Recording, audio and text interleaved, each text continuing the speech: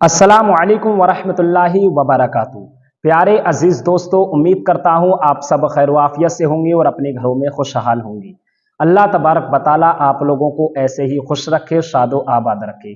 آج کی ویڈیو میں ہم جاننے والے ہیں قربانی کے تعلق سے کچھ مسئلے مسائل۔ ناظرین اکرام، آپ سبھی کو معلوم ہے کہ بقرعید بالکل ہی عنقریب ہے، تو ایسے میں ہر مسلمان کو یہ معلوم ہونا چاہیے کس شخص پر قربانی واجب ہوتی ہے اور کب واجب ہوتی ہے، کتنا روپیہ پیسہ ہونا چاہیے، کتنا سونا ہونا چاہیے اور کتنی چاندی ہونی چاہیے، جب جا کر کے صاحب نصاب بنتا ہے، یعنی کہ مالک نصاب بنتا ہے، تب اس پر قربانی واجب ہو جاتی ہے۔ کیا انسان پر پوری زندگی میں ایک مرتبہ قربانی واجب ہوتی ہے؟ کیا ہر سال قربانی کرنا پڑے گی؟ کیا گھر میں ایک ہی شخص پر قربانی واجب ہوتی ہے یا سارے لوگوں پر یا ان میں سے کچھ لوگوں پر قربانی واجب ہوتی ہے؟ ایسے مسئلے مسائل آئیے جانتے ہیں، دیکھتے ہیں حضرت کا بیان۔ معزز سامعین حضرات، آج قربانی کے حوالے سے میں چند اہم باتیں آپ کو بتانا چاہوں گا۔ سب سے پہلے اپنی گفتگو کے آغاز میں آپ کو قربانی کے حوالے سے یہ بات بتلانا چاہتا ہوں۔ اکثر لوگ کنفیوز میں رہتے ہیں اور وہ مشکوک رہتے ہیں کہ پہلی قربانی کس کے نام سے کی جائے۔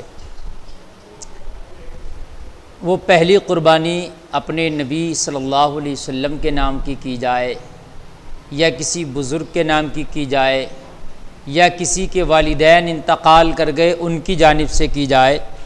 آیا پہلی قربانی کس کی طرف سے کریں؟ بہت سے لوگ اس میں کنفیوز رہتے ہیں اور بڑے شک و شبہات کا شکار رہتے ہیں۔ تو حضرات میں آپ کو بتلاؤں، دیکھیے پہلی قربانی کیا ہے۔ سب سے پہلے تو یہ سمجھ لیں، پہلی قربانی کب کرے گا انسان؟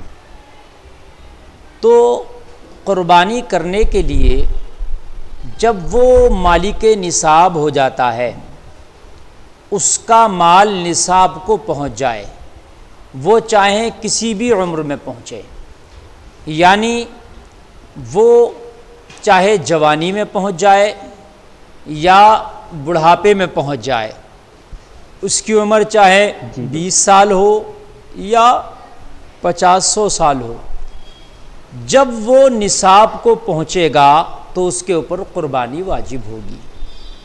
اور جب قربانی واجب ہو گئی انسان کے اوپر، یعنی اتنا مال ہے اس کے پاس کہ اب اس کے اوپر قربانی واجب ہو گئی، تو جس سال قربانی اس کے اوپر واجب ہوئی اسی سال جو وہ قربانی کرے گا اس کی پہلی قربانی کہلائے گی۔ اب سوال یہ پیدا ہوتا ہے کہ یہ پہلی قربانی وہ کس کے نام سے کرے گا؟ وہ اپنے نبی کے نام سے کرے گا یا اپنے والدین کے نام سے کرے گا یا کوئی انتقال کر گیا مرحوم یا مرحومہ اس کی جانب سے کرے گا؟ تو حضرات میں آپ کو بتا دوں، دیکھیے قربانی انتقال شدہ لوگوں پر، جو لوگ فوت ہو گئے ان پر قربانی واجب نہیں ہے، اس لیے کہ انتقال کرنے کے بعد سارے اعمال ان سے جو شریعت کے تقاضے ہیں اور جتنے بھی معمولات ہیں سب ان سے اٹھا لیے جاتے ہیں۔ جتنے بھی معمولات ہیں، فرض ہے، واجب ہے، سنت ہے، وہ سب زندگی میں ہے۔ تو قربانی جو ہے وہ زندہ لوگوں پر واجب ہے، نہ کہ مردہ لوگوں پر۔ جو انتقال کر گئے ان پر واجب نہیں ہے۔ اب جو زندہ ہے، اب اگر پہلی بار مالک نصاب ہوا اس وقت، تو اس سال وہ جو قربانی کرے گا پہلی قربانی کہلائے گی۔ ہر سال اس کے پاس مال ہے، مالک نصاب ہے، تو وہ ہر سال قربانی کرے گا۔ لیکن پہلی قربانی ہو یا دوسری قربانی ہو یا ہر سال کی قربانی ہو، اگر آپ مالک نصاب ہیں، چاہے اس وقت پہلے سال ہوئے آپ مالک نصاب یا کئی سال سے ہیں، ہر بار آپ اپنی طرف سے قربانی لازمی طور پر کریں گے۔ یعنی پہلی قربانی ہو یا دوسری، تیسری، چوتھی، یا لگاتار آپ قربانیاں کر رہے ہیں، ہر قربانی آپ اپنی ہی طرف سے کریں گے، کسی کی طرف سے نہیں کریں گے۔ جیسے بہت سے لوگ کہتے ہیں کہ ہمارے والد کا انتقال ہو گیا تھا، ہم ان کے نام سے قربانی کر دیں، ہماری والدہ کا انتقال ہو گیا، ان کے نام سے قربانی کر دیں۔ اگر آپ زندہ ہیں، مالک نصاب ہیں، تو قربانی آپ اپنی ہی جانب سے کریں گے، چونکہ وہ قربانی آپ کے اوپر واجب ہے۔ جو آپ کے والدین یا کوئی اور گھر میں سے انتقال کر گیا، وہ قربانی اس کے اوپر واجب نہیں ہے۔ دوسری بات یہ ہے، کیا یہ تو کنفرم ہو گئی بات، یہ بات صاف ہو گئی کہ اپنی ہی جانب سے قربانی کرے گا ہر بار، چاہے پہلی بار کرے یا بار بار کرے، جب جب مالک نصاب ہوگا تو اپنی ہی جانب سے قربانی کرے گا۔ لیکن اگر کسی کی طرف سے قربانی کرنا چاہے، کیا اس کی کوئی صورت ہے؟ تو اگر کوئی چاہتا ہے کہ اس کے گھر میں کسی کا انتقال ہو گیا، والد یا والدہ کا، یا کسی اور کی طرف سے رشتہ دار یا اپنے کسی دوست و احباب کی جانب سے قربانی کرے، تو اس کا طریقہ یہ ہے کہ پہلے اپنی جانب سے تو قربانی کرے گا ہی، چاہے وہ حصے کی شکل میں کرے یا پورے جانور کی شکل میں کرے۔ اگر وہ چاہتا ہے کسی فوت شدہ کی طرف سے قربانی کرنا، تو اس کی طرف سے ایک قربانی مزید اور کرنا پڑے گی۔ یعنی اگر اپنے والد کی جانب سے قربانی کرنا چاہتا، والد انتقال کر گئے، تو ایک قربانی اپنی طرف سے کرے گا اور ایک اپنے والد کی طرف سے کرے گا، یعنی دو قربانی کرے گا۔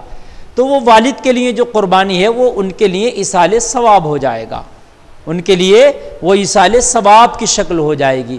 حالانکہ ان پر واجب تو نہیں ہے، جو والد انتقال کر گئے، چونکہ وہ انتقال ہو گیا تو انتقال ہونے کے بعد تو واجب رہتی نہیں۔ لیکن اگر ایصال ثواب کی غرض سے آپ کرنا چاہ رہے ہیں تو کر سکتے ہیں، لیکن اپنی جو قربانی ہے وہ ختم نہیں ہوگی، اپنی قربانی بھی کرنا پڑے گی۔ دوسری بات یہ ہے، اگر کوئی جیسے جانور میں، بڑے جانور میں 7 حصے ہوتے ہیں، تو اب لوگوں نے 5 حصے کر لیے یا 6 حصے کر لیے، ایک حصہ بچا، اب وہ چاہتا ہے کہ وہ ایک حصہ اپنے نبی کے نام کا یا کسی اور کے نام کا کر دیں، تو اس طرح سے کر سکتے ہیں۔ یعنی جو 7 حصے کی گنجائش بڑے جانور میں ہے، تو آپ کے جتنے حصے ہو رہے ہیں وہ کر لیں، اور آپ اپنے کسی مرحوم کی جانب سے یا پھر کوئی پیارے آقا صلی اللہ علیہ وسلم کا نام لے کر کرنا چاہے تو پھر اس میں وہ حصہ ڈال سکتا ہے، شامل کر سکتا ہے۔ یہ طریقہ ہے قربانی کا۔ جی بالکل۔ لیکن اگر کوئی یہ چاہے کہ میں ایک قربانی اپنے انتقال کرنے والے کی طرف سے کر دوں، وہی پورے گھر کی طرف سے ہو گئی، تو ایسا نہیں ہوگا۔ اچھا، قربانی جو ہے، اگر ایک گھر میں باپ اور بیٹا ہے سگا، اور باپ الگ کماتا ہے، بیٹا الگ کماتا ہے، دونوں کا کاروبار و انکم الگ ہے اور دونوں الگ رکھتے ہیں، تو پھر وہ دونوں قربانی الگ الگ کریں گے، ایک قربانی سے کام نہیں چلے گا۔ تو ناظرین اکرام، آپ نے دیکھا حضرت نے کافی اچھے انداز میں بتایا کہ اور قربانی کس طریقے سے کس کے نام سے کرنی چاہیے اور قربانی کب کرنی چاہیے، کون مالک نصاب ہے کون نہیں ہے، کافی اچھے انداز میں بتایا۔ امید کرتا ہوں آپ سب کو سمجھ میں بھی آ گیا ہوگا اور آپ کو پسند بھی آیا ہوگا۔ تو اس لیے آپ سے میری گزارش ہے کہ اس ویڈیو کو زیادہ سے زیادہ شیئر کریں، تاکہ کسی شخص کو معلوم نہ ہو تو اس کو بھی معلوم ہو جائے اور وہ بھی قربانی کرے، تو اس کا ثواب مجھے اور آپ کو اور مفتی صاحب کو سب کو ہی ملے گا انشاءاللہ۔ تو اس ویڈیو کو زیادہ سے زیادہ شیئر کریں۔ ایسے ہی مسئلے مسائل دیکھنے کے لیے جڑے رہیں رضا اسلامک دنیا کے ساتھ۔